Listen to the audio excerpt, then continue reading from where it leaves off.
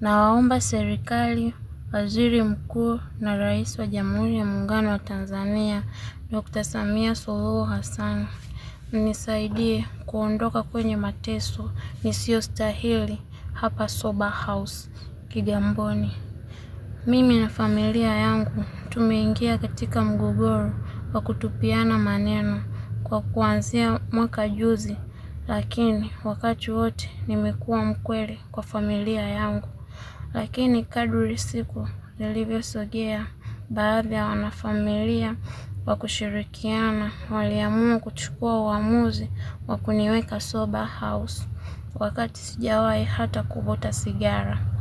Nimekaa hapa kwa muda mrefu nikiteswa na kuzuiwa kuwaona watu, huku baba yangu alipoulizwa akipewa taarifa kuwa nipo Uingereza, kitendo ambacho ni uongo. Nipo hapa Kigamboni, nimefichwa kwenye mateso.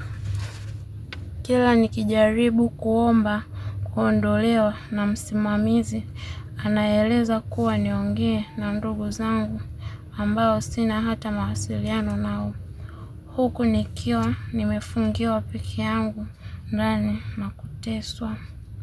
Niliamua kuandika barua hii kwa uficho, nikitarajia kupata watu watakaotembelea ndugu zao hapa, japo kuniona mimi ni vigumu, kwani nimefungiwa peke yangu. Na baada ya miezi kadhaa nilifanikiwa kumuona mtu nisiyemfahamu na kumuomba ailete barua hii na iwafikie viongozi wa nchi.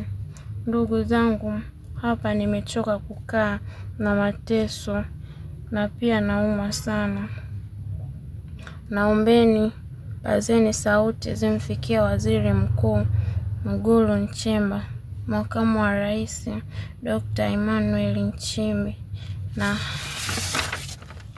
na hata Rais wa Jamhuri ya Muungano Dr. Samia Suluhu Hassan kwa msaada zaidi. Aidha, nashindwa kujua kwa nini nimeletwa Sober House kwa mvutano wa ugomvi wa familia na kuteswa. Kama ni kweli, nipelekwe hospitali nikapimwe, na kama sijawahi kutumia madawa basi nifunguliwe kesi.